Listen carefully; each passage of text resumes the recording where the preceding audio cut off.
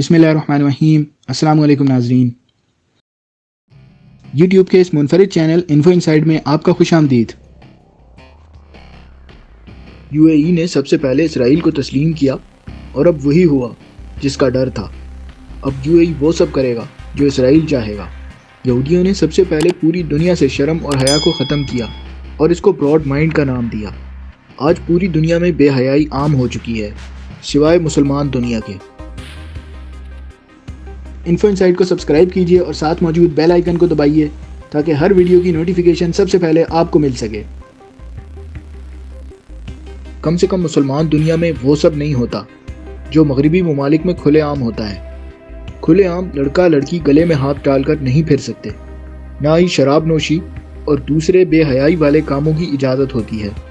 और भी बहुत सी बातें हैं जो कहना भी मायूब लगता है, लेकिन इन सब की इजाज़त अब एक मुसलमान मुल्क में होगी। वही मुल्क जिसने इसराइल को तस्लीम करके मुसलमानों के साथ गद्दारी की शुरुआत की थी, यानी मुत्तहिदा अरब अमारात, जहां अब सब कुछ जायज़ होगा। मर्द और औरत जो शरई तौर पर साथ नहीं रह सकते, यानी गैर महरम, अब वो भी साथ रह सकते हैं। ये है अब इस्लामी मुल्क का हाल। इसी वजह से अरबों की तबाही की अहादीस भी हैं।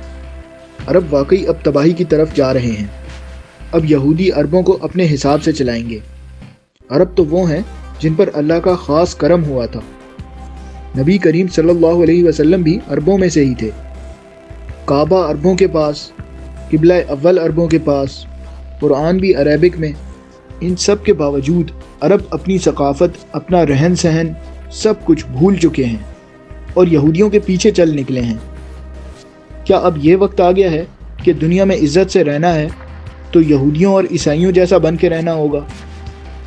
सऊदी अरब के भी इसराइल के साथ ताल्लुकात बहुत अच्छे हो चुके हैं। सऊदी अरब में इसराइल से परवाज़ें आ भी रही हैं और जा भी रही हैं, लेकिन सऊदी अरब ने अभी तक खुलकर अनाउंस नहीं किया कि हमने इसराइल को तस्लीम कर लिया है। इसराइल पूरी दुनिया पर हुक्मरानी करना चाहता है। इसी वजह से अब वो हर मुल्क पर अमेरिका और यूरोपीय यूनियन के ज़रिए प्रेशर डलवा रहा है, और ये सब उन ममालिक के साथ हो रहा है जिन्होंने इसराइल को तस्लीम नहीं किया। इसराइल खुद जुल्म करे फ़लस्तीन और शाम पर तो दुनिया कुछ नहीं कहती। भारत कश्मीरियों पर जुल्म करे तो दुनिया खामोश रहती है। लेकिन अगर पाकिस्तान इसराइल को तस्लीम ना करे तो दुनिया को तकलीफ़ होती है। पाकिस्तान पर पाबंदियां लगाने की धमकियां दी जाती हैं। ये दोहरा कानून है दुनिया का। नबी करीम सल्लल्लाहु अलैहि वसल्लम की शान में गुस्ताखी की जाती है तो दुनिया खामोश रहती है, बल्कि उसे तो सरकारी सरपरस्ती हासिल होती है और अवार्ड भी दिए जाते हैं।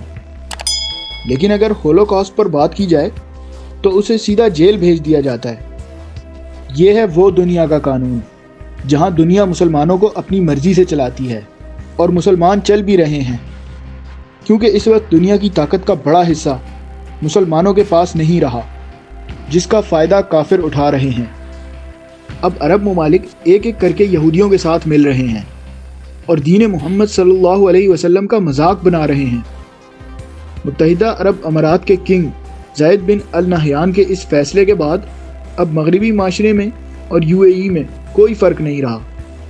ख़वातीन बेशक कम कपड़े पहने, कोई पूछने वाला नहीं है। एक इस्लामी मुल्क में ऐसा कानून समझ से बाहर है। इसका मतलब तो ये है कि इन अरबों को इस्लाम नहीं पसंद, गलती से ये इस्लामी मुल्क में पैदा हो गए हैं। क्या किसी गैर इस्लामी मुल्क ने इस्लामी कवानीन अपने मुल्क में राइज किए हैं? इसकी सीधी सी वजह यह है कि अरब अब पैसे के पीछे भाग रहे हैं। अब अरबों के इस कानून को लगाने के बाद भी पैसा नहीं मिलना। जामे तिरमिज़ी की एक हदीस 2336 का मफहूम कुछ यूँ है कि हर उम्मत पर किसी न किसी चीज़ में आजमाइश है, और आप सल्लल्लाहु अलैहि वसल्लम की उम्मत पर माल में आजमाइश है।